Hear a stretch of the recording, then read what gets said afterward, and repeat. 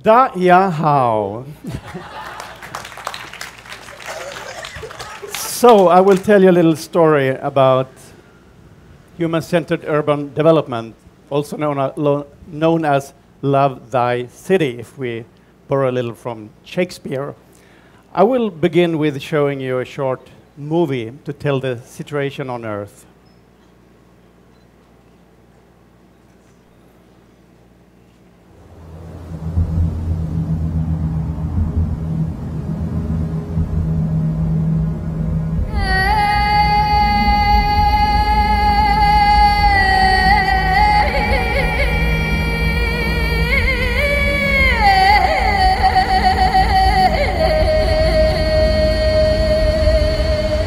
Life, a miracle in the universe, appeared around 4 billion years ago.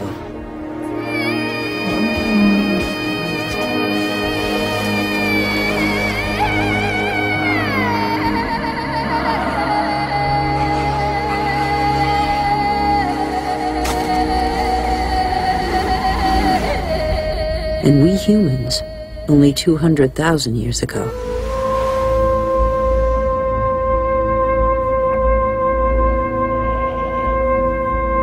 Yet we have succeeded in disrupting the balance that is so essential to life.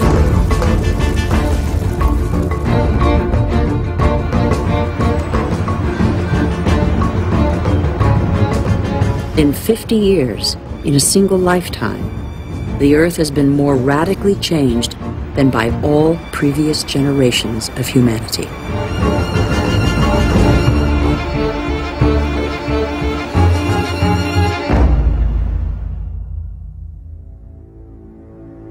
We know that the solutions are there today.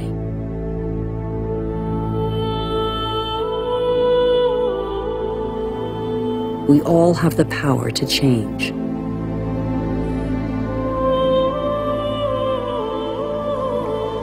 So what are we waiting for? So this is from the Home movie by Jean Arthus Bertrand. So this message, what are we waiting for, is very true. Because the society and the Earth is changing very rapidly. We have an accelerating population, accelerating globalization, accelerating consumerism, and as well an accelerating greed. So we desperately need to change and proceed. And I think design is one of the best tools to create this change. And Buckminster Fuller once said, the best way to predict the future is to design it, which I think is very true.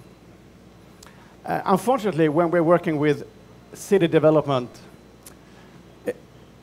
this is quite often driven by the developers' strive for maximum profit. And I think we need to rethink this and instead try to think of systems and policies that instead are going beyond this and looking for adding value to the city and its future development. We have to go up, take this helicopter perspective and trying to see the big picture and get the holistic perspective and count in everything that is important. And we have to ask questions. And then I think we should not ask the ordinary how and what to do things. We have to start with a much bigger question, the why question. I think this is extremely important because otherwise we quite often go wrong. Why are we doing certain things? Why is it important? Why is it done in a certain way? And why do we have to think differently? Also, developing a city. It's not a project, you bring people together and then it's ready after a certain time. It's an ongoing process. Cities is an epic continuation. Cities grow for hundreds, thousands of years, so it's not a short-time project. We always have to remember this. We have to be very dedicated, always very dedicated. I tell you a short story about a farm, just to understand this dedication we need. Let's see. Yeah, we have to be dedicated. There was this chicken talking to a pig, and she said, "Pig, why don't we throw a big party? Bring in all our friends." And the pig said, "Yeah, what a great idea. Let's have a party. But what should we eat?" And the chicken answered, "What about bacon and egg?" The pig responded, "That's involvement for you, but it's a great commitment for me." And I think this is the way we have to be truly committed. Maybe we don't have to offer certain parts of our body, but still, that's the difference between involvement and commitment. So I will tell you shortly 7 stepping stones to cross the stream of change and take us to the other side, firm and dry. They are in 7 steps. I actually borrowed them from myself, a book called Make Design Matter. There are 7 of them. I introduce them one by one. The first one is about the importance of thinking transdisciplinary or cross-disciplinary and find different way of thought to identify new opportunities for revolutionizing synergies.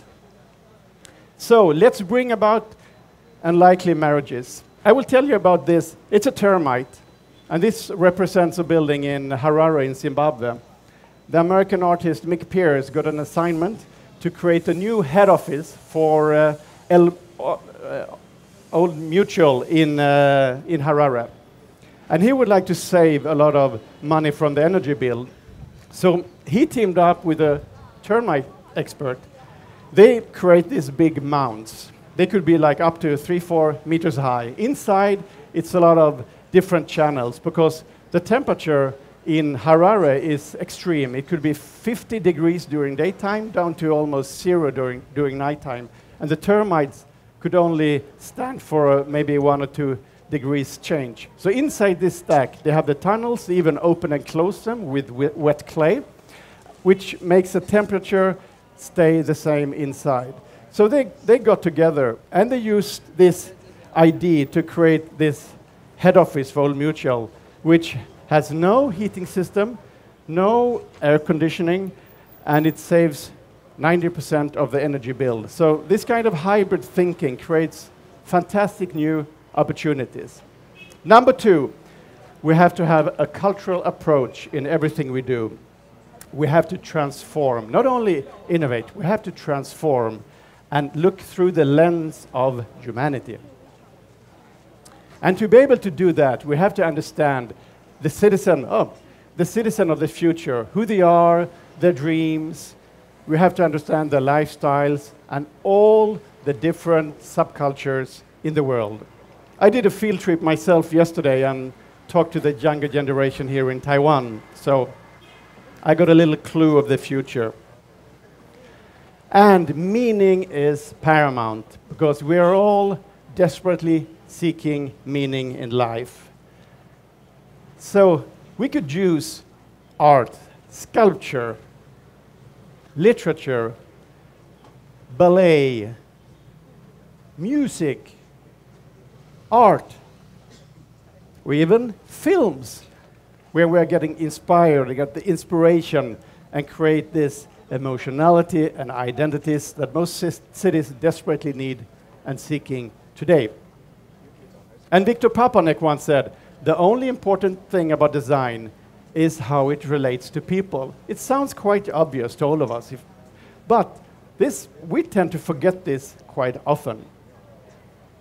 So let's make design social. This is from the High Line in New York. This was a rusty relic. This is an old railway. And it used to stand there for, I think, 50 years without use. And the city were about to take it down a lot of times. But this group, Friends of the High Line, came together and created a public park. And this is one of the most popular parts of Manhattan today. And all the properties value is rising around, and it's so fantastic to walk there. So next time you are in New York, you have to go there. Number 3, act responsibly. And this goes for when we do products, but it also goes for cities, because the future generations will ask new questions. And we have to change the rules, not go on and do what we have done for forever, because we will play a much better game if we are trying to adapt to better thinking. An example, this is from the Western Harbor in Malmo. It's close to where I live. And it's a good example because this is made in a much more interesting human scale. It's a completely new development, but they forced the developers to share the blocks and create a much more diverse city inside it.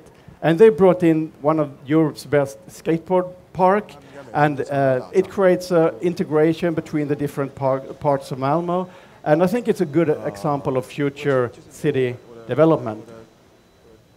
Because I don't think we should just tear away and build new, because there's a lot of history and heritage that will get lost. So let's remix, reuse, redo, reform, recreate, reinvent, and re-challenge instead. I think we will win a lot if we do that. Number 4, make it different. Because I believe standardization is so boring. Because when I'm coming here to Taipei, I don't want to go to another Louis Vuitton store, because I would like to go to the back street, somewhere here where we are, in the market, and find the things that are so typical for this place that I cannot find at other places. I think that's the important thing, because otherwise I don't have to travel. I could stay at home and do everything. So I think this super local, super regional is extremely important. In Sweden, this is a picture from Jukkasjärvi. It's above the polar circle. No one were going there because it's extremely cold. You can see in the picture. But then this guy came up 20 years ago with an idea. Let's tell a new story. Let's use the cold as an opportunity. So he created the Ice Hotel. People are traveling from all over the world to sleep on the reindeer beds. So it turned out to a fantastic success. So in every city there is probably something, some built-in capacity you can use to create the future. 5, share knowledge. I will borrow something from the software industry. Eric Raymond, he wrote The Cathedral and the Bazaar about the open source movement, where the cathedral stands for the old, the controlled, the top-down thinking, and the bazaar stands for the future, the sharing, the generous. And I think this is important for cities as well, because the cathedral could represent the old city, while the bazaar is the new. And you cannot turn the cathedral down. You cannot even you cannot move it 5 meters or 100 meters. You have to turn it down. So we really have to rethink to create the city of the future. And just a little, we have to remember there are no such thing as a free lunch. So we have to share and always give back. This guy, he's called Venkatraman Ramakrishnan. He is the Nobel Prize winner of chemistry a few years ago. At his small institution at the Cambridge University, they got 12 Nobel Prizes over the last 20 years. And in an interview, they asked him, how come you got this much Nobel Prizes? And he said, because we have the best canteen in the world. And what do you mean? Because we meet up, we share ideas, it's the professors, it's the students, we have the morning tea, we have lunch, we have the afternoon lunch, we have the afternoon tea. And this is a famous place for knowledge sharing. So always share knowledge, because it's extremely important, and the more you give, the more you will receive. And so for Taipei, what is the canteen for Taipei? Where is the future exchange of knowledge going to be? Number 6, be intuitive. Skate to where the puck is going to be, not to where it has been. It's quite logical when you read it like this. Steve Jobs quoting Wayne Gretzky. And as well, keep an ear to the ground. The Native American Indians always think 7 generations ahead when they are going into big development projects. We have to think of future generations, because they are the ones to come and will inherit the world we live in. 7, dare to fail. Woody Allen said, if you're not failing every now and again, it's a sign you're not doing anything very innovative. And it's true. We have to get going. Picasso, he made almost 100,000 paintings.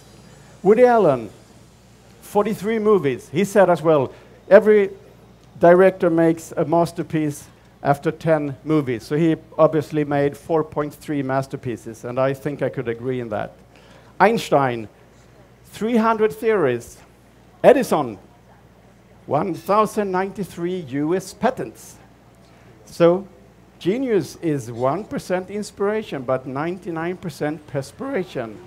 It's a lot of hard work ahead.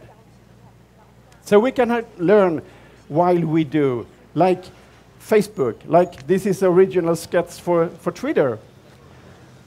Put it online or start to make it, listening what's happening and adapt and change while you go. I will talk about one of my failures.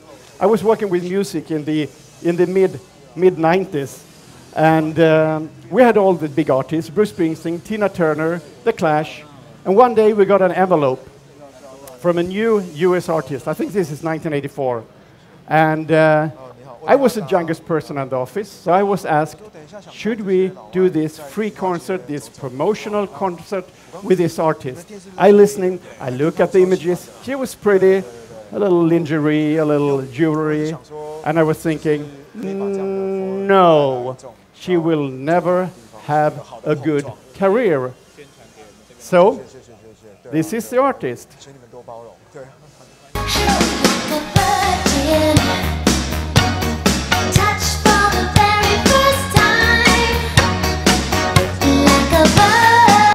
So yes, I turned Madonna down, so we have to fail sometimes and be able to come back. So I'm here in Taiwan, so probably did something right in the end. So, time is running out. Why? Why do we do certain things, and how do we measure success? Is it money, or what is it? I think it's about heart, about love, about social things. So this is an installation, but Tokoshin Yoshioka, and he's a fantastic designer. It's about poetry.